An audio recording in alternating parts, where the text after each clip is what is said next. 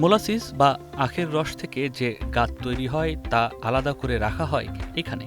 এরপর সেটিকে ধীরে ধীরে বড় সব পাত্রে আনা হয়, যার সাথে রাসায়নিক দ্রব্য মিশিয়ে ঠান্ডা করা হয় প্রায় ৩০ থেকে ৭২ ঘন্টা। আখের যে মোলাসিসগুলো আছে সেগুলোকে মূলত এখানে নিয়ে আসা হয় এবং এই চেম্বারগুলোতে রাখার পর সেখানে রাসায়নিক দ্রব্য মেশানোর মধ্যে দিয়ে গাজন প্রক্রিয়া অর্থাৎ ফার্মেন্টেশনের জন্য এখানে ৩০ থেকে ৭২ ঘন্টা রাখা হয় এবং এই প্রক্রিয়া এখানে সম্পূর্ণ হওয়ার পর অন্য চেম্বারে যাবে এবং সেখানে এই যে মোলাসিসগুলো আছে সেগুলোকে আরও পরিষ্কার করা হবে। গাজন প্রক্রিয়া শেষ হবার পর এটিকে আরেকটি পাত্রে নেওয়া হয়, যেখানে নির্দিষ্ট তাপমাত্রার মাধ্যমে যে জলীয় বাষ্প তৈরি হয় সেটি মূলত এভাবে সংগ্রহ করা হয়।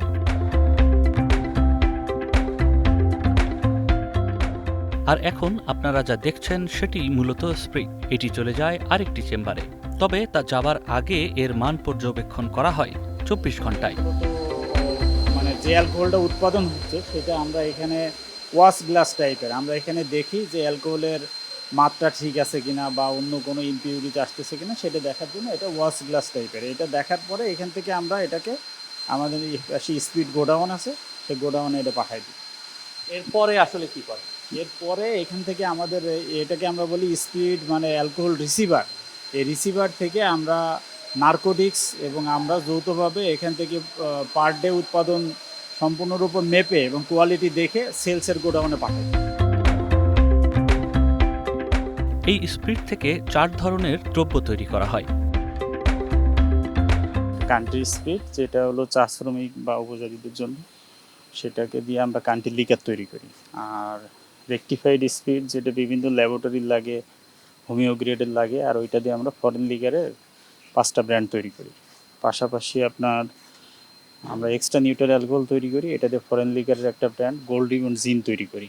আর আমরা ইনপিওর স্পিড তৈরি করি, যেটাতে পরবর্তীতে পিরিডিন এবং কুসোসিন মিক্সার করে ডিনেসার স্পিড তৈরি করি, যেটা কাঠ বার্নিশের কাজে ব্যবহার হয়।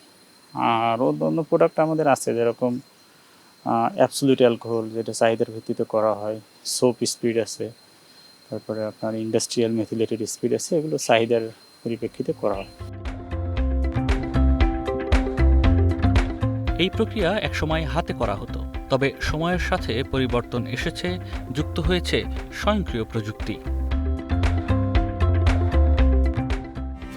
একসময় মূলত হাতে এই বোতলগুলোতে মদ ভরা হতো, কিন্তু এই স্বয়ংক্রিয় মেশিন আসবার পর এর সক্ষমতা যেমন বেড়েছে তেমনি এর উৎপাদনও বেড়েছে। মূলত প্রতি ঘন্টায় এখানে সর্বোচ্চ ৩৬০০ বোতল অর্থাৎ ৩৬০০ লিটার মদ বোতলজাত করা সম্ভব।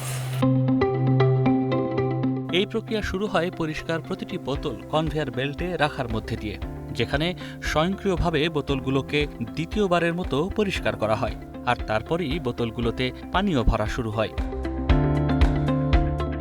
আর এই প্রক্রিয়া এত দ্রুত হয় যে খালি চোখে খুব একটা বোঝা যায় না, তাই একটু স্লো মোশনে দেখলে ভালো বোঝা যায়। পানীয় ভর্তি বোতলগুলো ধীরে ধীরে সারিবদ্ধভাবে সামনের দিকে এগুতে থাকে, যেখানে পরিয়ে দেয়া হয় ক্যাপ।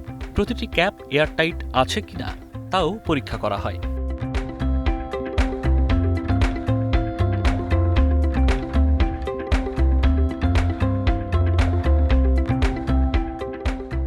এরপর বোতলগুলো যাত্রা শুরু করে মোড়ক লাগানোর যন্ত্রের দিকে, যে পথে কিছু পরপর ঝাঁকি দেওয়া হয় যেন বোতলের গায়ে লেগে থাকা পানীয়টুকু ঝরে যায়।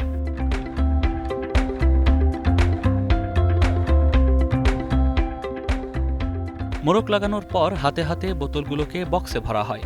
প্রতিটি কেসে ৭৫০ মিলিলিটারের ১২টি বোতল, ৪৬৫ মিলিলিটারের ২৪টি বোতল এবং ১৮০ মিলিলিটারের ৪৮টি বোতল থাকে।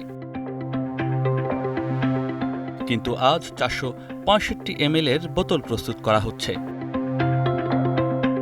আগে এই পুরো কাজ হাতে করা হতো, কয়েকজন মানুষ পাইপ দিয়ে বোতলগুলো ভরাতো, যাতে সময় যেমন বেশি লাগতো তেমনি পানীয়র মান খারাপ হবার শঙ্কাও থাকতো। কিন্তু ২০২৪ সালের ডিসেম্বরে এই মেশিন যুক্ত হবার পর কাজের গতি বেড়েছে কয়েক গুণ।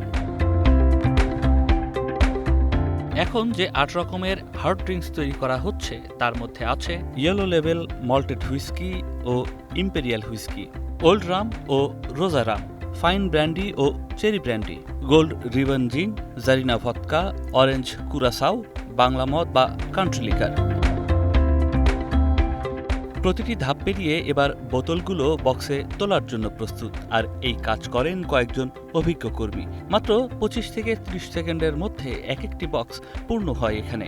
এরপর বক্সগুলো প্রথম গোডাউনে রাখা হয়, সেখান থেকে তা অন্য গোডাউনে স্থানান্তর করা হয়, আর সেখান থেকে দেশের ১৩টি ওয়্যারহাউস ও ৩টি বিক্রয় কেন্দ্রে বিক্রির জন্য পাঠানো হয়।